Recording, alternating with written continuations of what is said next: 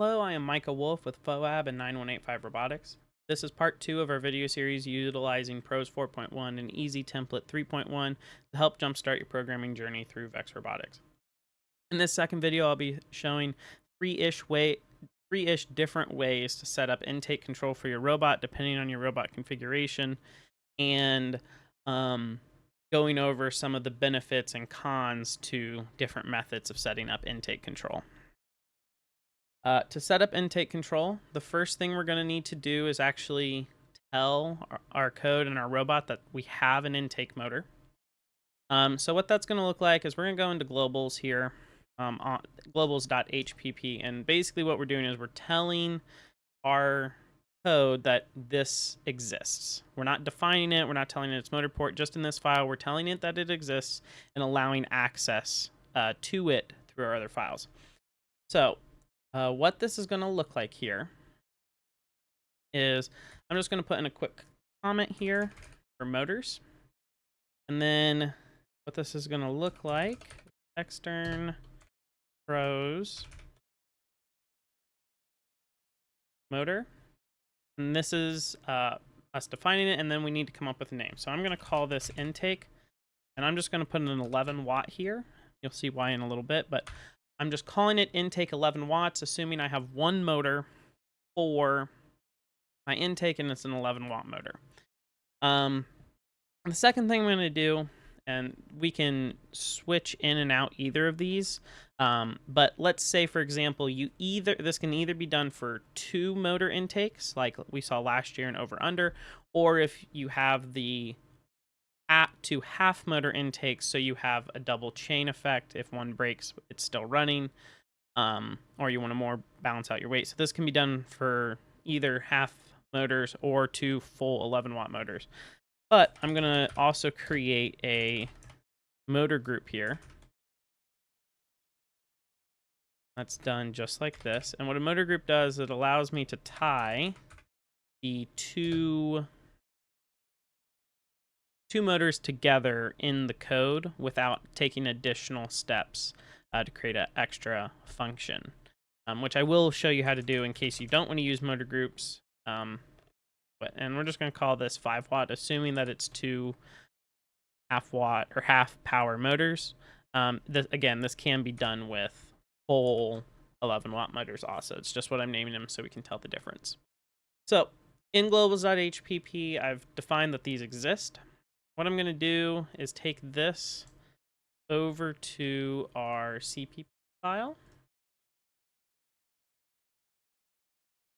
Go in here and paste that. Now, we want to get rid of the extern at the beginning. And you're going to get these errors here. That's because we haven't defined the motor at all. We've just stated that it exists, and we haven't defined anything. So, with motors in Pros, you can choose how many things you define about the motor, except for one. The first thing is you have to tell it where it's plugged in.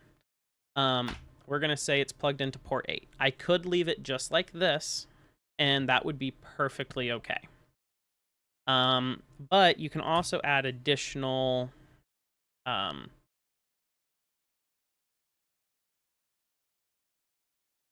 information to that motor when you're coding that can help you out later. So for example, most intakes are going to be blue motors, so I'm just going to put this in here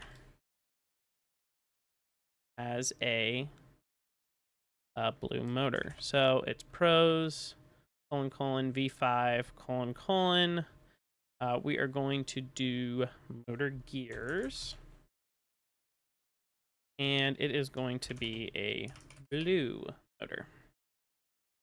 And again, I can leave it right here, or if I want to, I can add another comma, and I can include the encoder units, I can include the direction.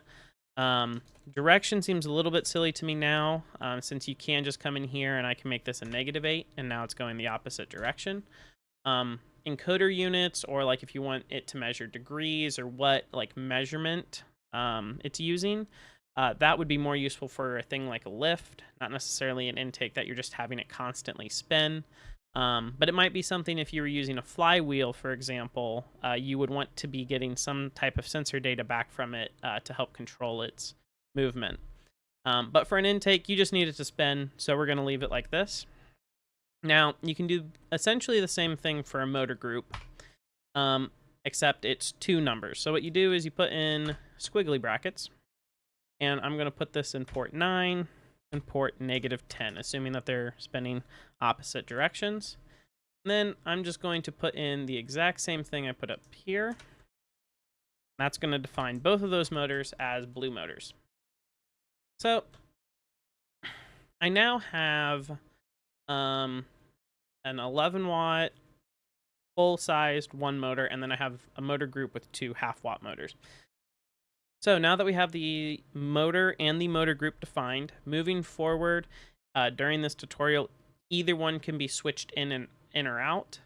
It will not change the outcome of any of the functions or the control that we add into the code. They're interchangeable at this point and either can be used. The next step is we're going to create a helper function. And this step may be redundant depending on how advanced you're going to get in the future. So you can skip this step, and I'll show the difference of how you do that when we get to the control aspect of the motor. But this step is just a generally good idea, and I'll explain in a moment once we create it. So what this is going to look like is a helper function. We are going to set up a helper function in helpers.hpp. That's where we start. So we're going to do void. I'm going to call this set intake. And I'm going to pass it an integer. If you are brand new to coding functions, what we are essentially doing is creating an algebra expression is the easiest way I know to explain it. The integer intake power is what I've defined it as, is what we can pass into the function, and then the function is going to give us a specific output. Same thing with functions of like the quadratic function and things like that if you've taken algebra. Those of you that have been coding for a while or have basic coding experience understand how that works. If you don't, it's essentially just an algebra equation. We put in an input, we get an output. So our input in this case is intake power. So we're just going to copy that and we're going to save this, and then we're going to go to helpers.cpp and we're going to create this. Notes pulled up here. So we have this function. We're going to get rid of the semicolon and add in squiggly brackets. Anything we write in between the squiggly brackets is what that function is going to run. So what I'm going to do is I'm going to use intake 11-watt dot move intake power. All this is doing is it's using the pros move function for that motor. I'm using set intake to pass it an integer, so a number value, and I'm using that integer in the move function for motors. Again, this is where this might become super useful to use this helper function. In most cases where we use set intake, we could just use intake 11-watt.move and put this in there. However, if let's say you rebuild your robot later and you go to 2 motors, instead of having to go through and change every single time I use the intake, both in autons and driver control, instead I can come to the set intake function and easily just switch it to that motor group. It's that easy. So I highly recommend using these helper functions. They may be small and seem redundant at first, but once you get 3-4 months down the road and want to add something or change something, it becomes a lot more relevant to have this already set up. So we've created a helper function here, and we're going to go into intake control. Actually, I'm going to show autons first. In your autons, if you want it to turn on your intake, all you would have to put in is set intake 127. Now this isn't in the autons function, but this is how you would turn on your intake.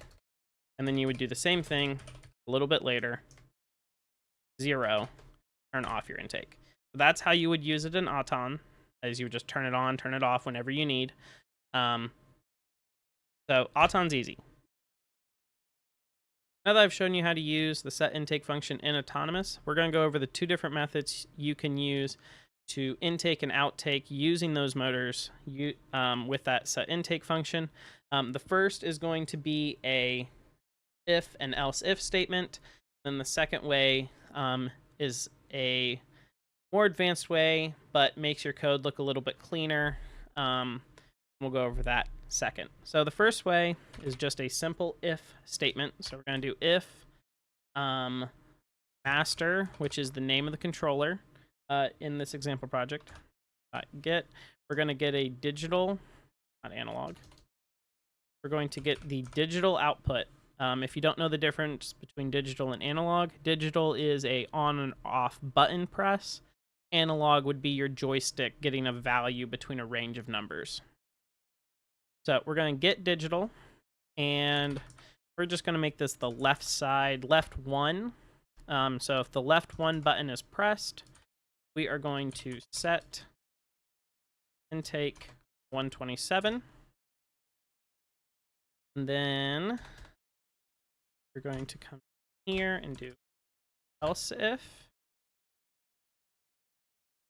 Again, it's master get digital L2. We're going to set take negative 127. Now this is the most important part, is you're going to want at the end an else statement that is set take back to 0. If not, your intake will run indefinitely during driver control once you click one of the 2 buttons. So what this is saying, just to go over it one more time, is if this button is pressed, it's going to run everything in the squiggly brackets, so set intake to 127. If a different button is pressed, it's going to run everything in the squiggly brackets and do this one negative 127. And then else, if neither button is pressed, it's going to set the intake to 0. If you're not aware in C++ or how this works, you're going to want to make sure that this is in your while true loop. So OP control, squiggly brackets, it runs everything between the squiggly brackets. There's a more official name, but I'm going with squiggly brackets. So in OP control, when this is run by your competition, it runs this line of code, then this line of code, and then this line of code, and then it gets to this while statement. This is while true. What that means is that everything in between this squiggly bracket and this squiggly bracket is run through constantly until the program ends. So this is constantly checking it about every 10 to 25 milliseconds to see which button you're pressing, or if you're pressing a button at all, which is why this works. So that's the first method of setting up an intake, which is pretty simple. It looks pretty clean for like notebook purposes. It's easy to explain. The second way is we can do this in one line of code, which is my preferred method for intakes just because I think it looks cleaner. And what that's going to look like here is we're going to actually use the function itself for the control. So what that looks like is, instead of using an if statement, we're going to use set intake function. Okay, so I have the set intake function. Now normally I pass it a number. Still going to pass it a number, but we're going to do some math to do that. So inside here, we are going to put master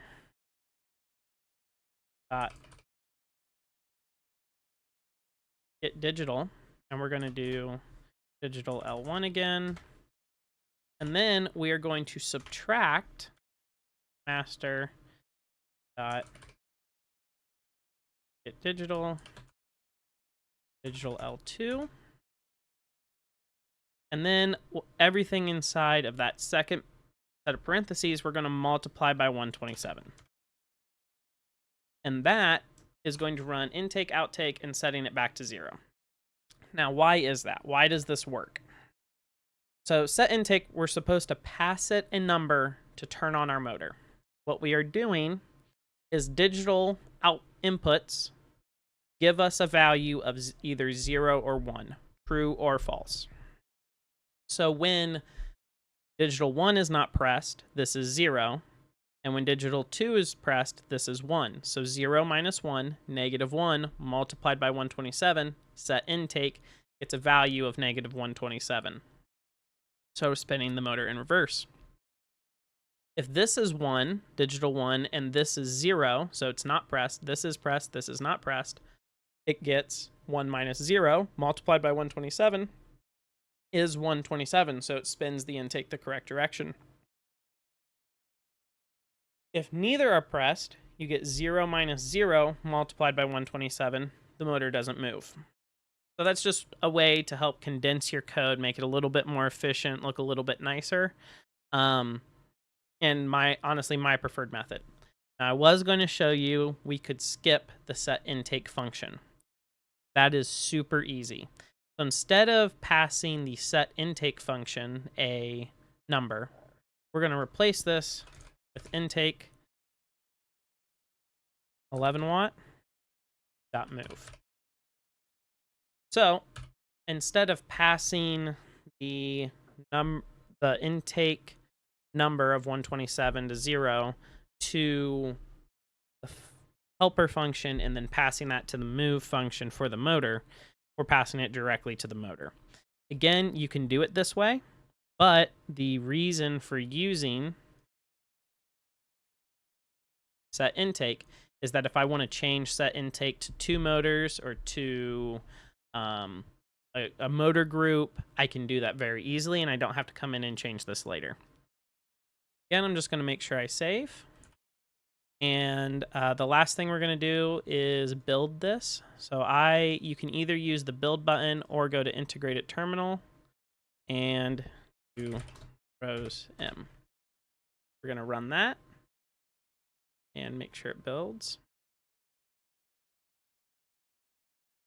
Prove that it is working. I'm going to run through. This is also the first time I've built any of the additional files I made. So it ran through, checked all the files. It's done. And that means that the code should, in theory, work, or at least it doesn't break the code. If I want it to upload, you just do pros MU or click the build and upload button on the left-hand side. And that would download it to your brain and be ready to use. So those are the two methods to setting up an intake for driver control and using an Auton.